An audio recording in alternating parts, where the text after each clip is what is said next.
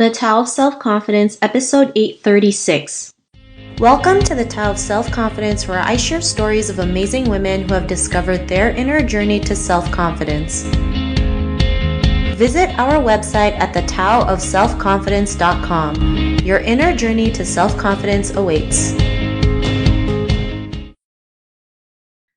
Well, hello, friend. Welcome to the Tao of Self-Confidence, where I share stories of amazing women who have discovered their inner journey to self-confidence. I'm your host today, Sheena Yap Chan, and today I have an amazing lady on the show today. She is a parent impact coach, and I'm so excited to have her on today to share her story with us. So without further ado, I'm going to introduce you to Punam Saxena. Punam, how are you today? Maybe you can fill in a little bit more about yourself to the listeners.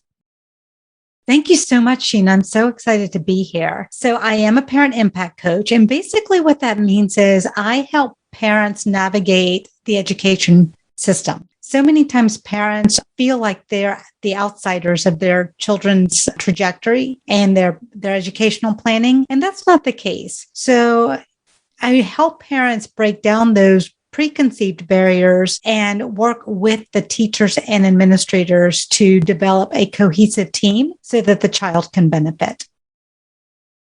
Thanks so much. And I love that. I'm pretty sure, someone definitely needed you during the time of lockdowns when, parents were frustrated with their kids or their kids crying about their homework and, just having like that dynamic is not typical, right? Especially during the pandemic, there were a lot of parents who were frustrated with their kids. So they definitely need someone like you during this time. And Punam, what's your cultural background?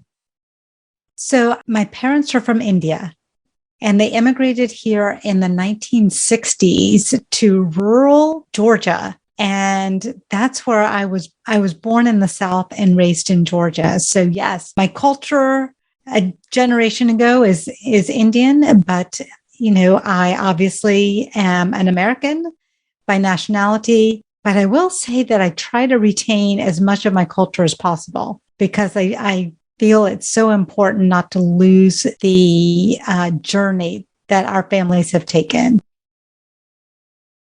Thanks for sharing that. And it's so true, right? Especially, as your parents moving from India to Georgia in the 1960s. I mean, I don't think there was that many Indian people in Georgia during that time. And so growing up, in a country where you always feel like you're the odd one out is not always easy, right? And we feel like we're not enough, we're different, something is wrong with us, but really, we're all human beings and we all should be able to live in harmony. And so I love that you mentioned that, even though you were born in America, you still try to talk about your roots and where you came from, because it's so important to learn that as well. And Punam, what's your favorite self-confidence quote?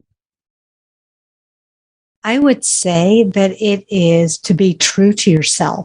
I think especially as Asian women, we want to be someone we aren't, or we want to be what others perceive that we should be.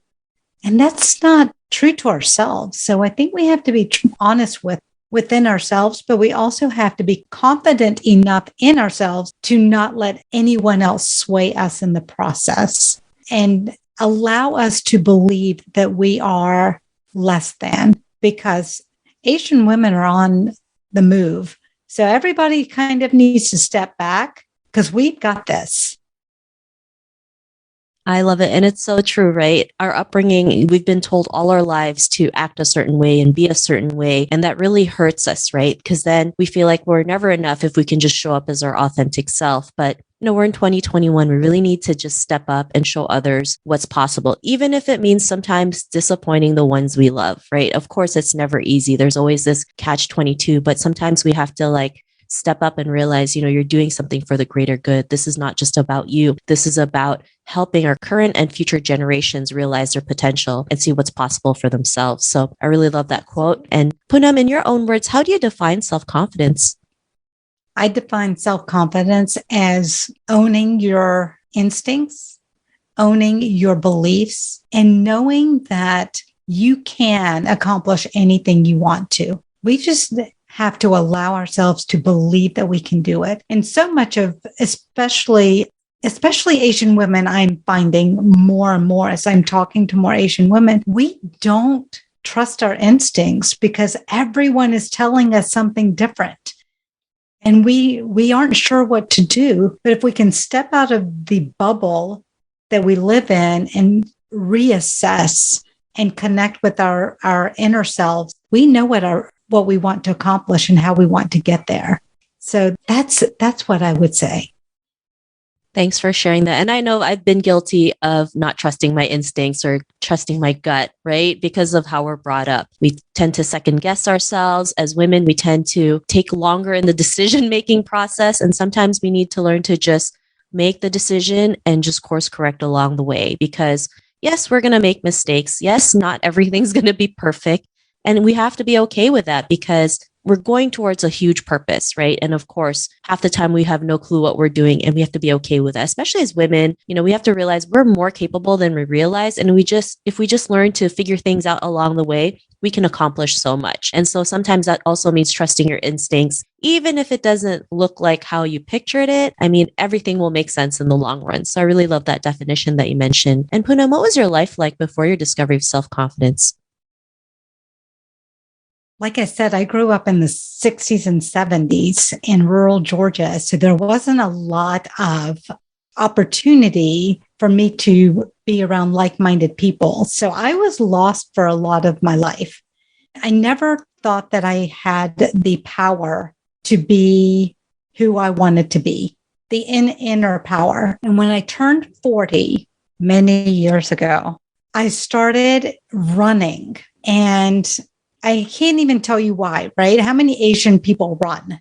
Very few. But I wanted to start running because in my community, there were a lot of runners. And I thought, well, maybe I should try this. And what started out as just wanting to do a 5K has turned into a passion of running marathons and keeping healthy. And slowly I started to find that I could really do whatever I wanted.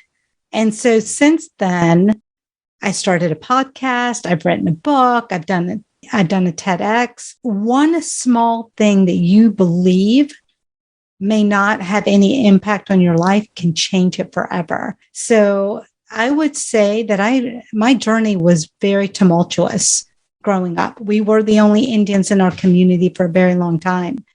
But I guess when I hit 40, I decided it just didn't matter what anybody else thought. And it was now or never. I've lived half of my life. So what do I have to lose? And so I started running has transformed my life in more ways than help. So that's where I got my self-confidence, putting on a pair of running shoes.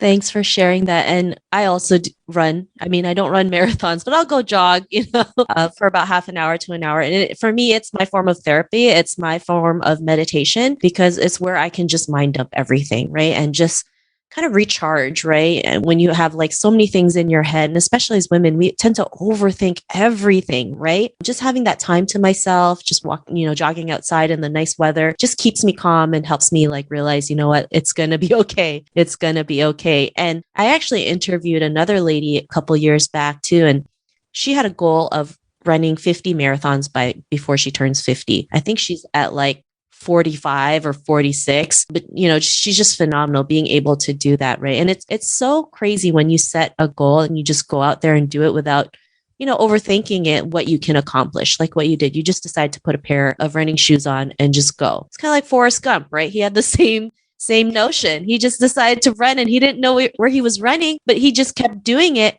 And everybody just saw his passion for running and people followed him because even though they didn't know what was going on or where he was going, they know he was going somewhere and they were going to go there like along for the ride. And so I really love that you mentioned that. And yeah, I think once you turn 40, because I just recently turned 40, you have just this mindset of like, you know what, who cares? Like, I've been through so much. Like if I get rejected, it's not the end of the world. If something happens to me, it's not the end of the world. Like you kind of just stop caring a little bit less and just go out there and do your thing. And especially during the pandemic when everyone has been like frustrated and exhausted and feeling like there's no hope, it's up to us to just step up and do the things that we want. So, but I'd love to know, like, how did you get into parent impact coaching, right? What was that aha moment that led you to that? Because I mean, first of all, I've never heard of a parent impact coaching. And then it's not typical for Indian women to go and do something like that, right? I usually have conversations with people like, especially for Asian women, when we go out there and do our own thing, we're not taken seriously by our family members, right? Half the time they're like, are you doing that thing? Or especially when you're in business with a man, right? Most people like to deal with the men more because they think they know more than the women, which most of the time is the opposite, right? Let's just get that out. But yeah, what was that aha moment that made you realize to set this path that you're in? So when I was in first and second grade, I was like this very strong student, top of my class. I loved learning. And then I had a traumatic experience. I did not make it into the gifted program, which shattered me. And so that set up the tone for the rest of my life up until I turned 40. I just didn't feel I was smart enough, good enough, worthy enough. And then when I got married and I had children, we have 4 children, and I ended up staying home with them. And I, again, felt lost. I didn't have a purpose. I was just caretaking all the time. And when they started school, I started volunteering. And slowly I started to build trust with the teachers and administrators and all of the faculty members. And it just turned into this relationship where I was asked to take on more and more and more through the schools, through the leadership, through even the district at our school. So I did that as an advocate for many, many years. And when they went off to college a few years ago, I'm like, what am I going to do with my life? I had nothing to show other than I've been the stay-at-home mom who was at school all the time.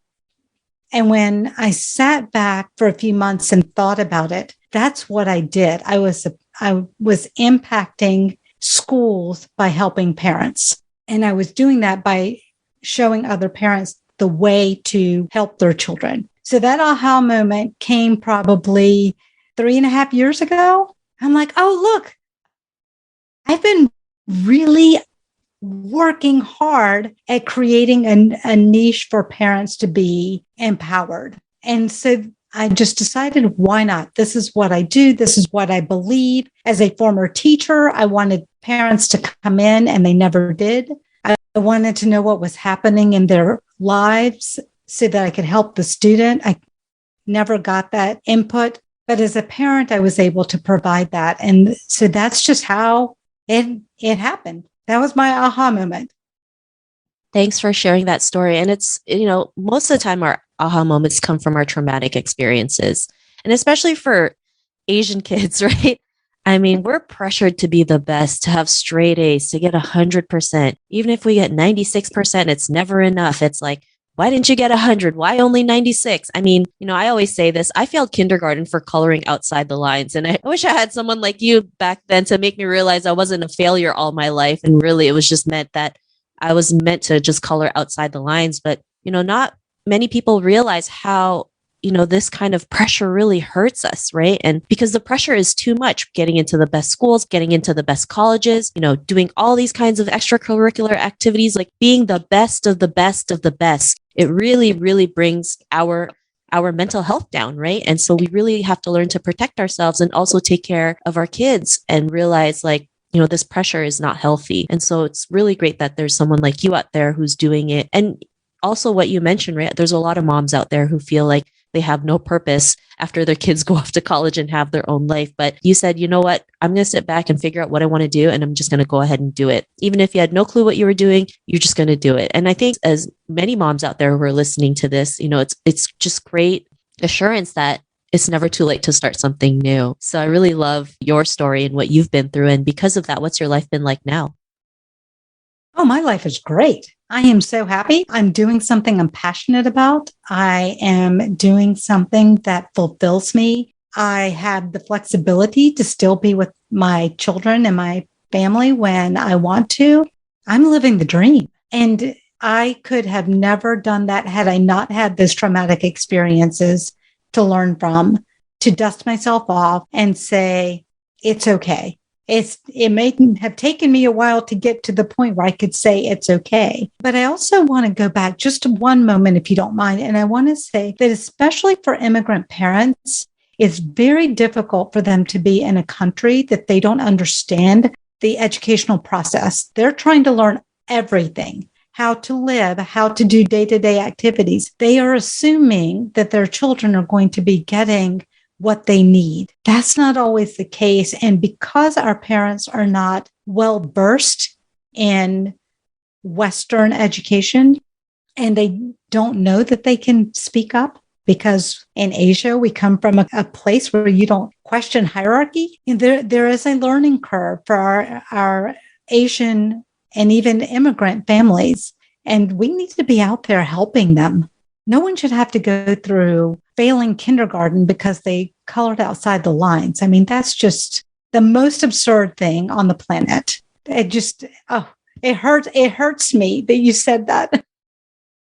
Yeah, this actually happened in the Philippines. So I had to redo kindergarten all over again, move to another school to redo it. I mean, of course, when you're 5 years old and that's like your first traumatic experience, you have no clue that that's going to stick with you throughout your adult life. But, I'm glad I was able to do the work to realize this and share that story so that other people can realize some of the traumatic experiences they go through. But I'd love to know, to the woman who's listening to your episode, she may be in her own journey to self-confidence. What would be that one tip you would give to her?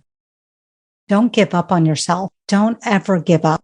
You may not be where you want to be or in the situation you wish to be, or you may not accomplish the goal that you had set, but that doesn't mean that it makes you not worthy. Self-confidence comes from all different places, and ensuring that we are flexible and we are moving with the flow is so important. And I tell my kids this all the time. You are where you're supposed to be right now. I, as your parent, can pull all the strings I know and do all the research and provide you all the resources that I can. But at the end of the day, you are exactly where you're supposed to be today, and be okay with that. Thanks so much. And those are great tips, especially, great reminder. Don't give up on ourselves. And, also realizing like we don't have to do this alone, right? There's a reason why this podcast exists, is to help support you in your own journey, right? No matter what the situation is. So I really love that tip. And if our listeners wanted to get to know a little bit more about you and what you do, check out your podcast and book, is there any links or social media profiles you'd like to share with today? Yeah, and so you can find all the information about me at edu-me.net, and you can follow me on social media at the edu-me. I am on Instagram, Twitter, Facebook, LinkedIn.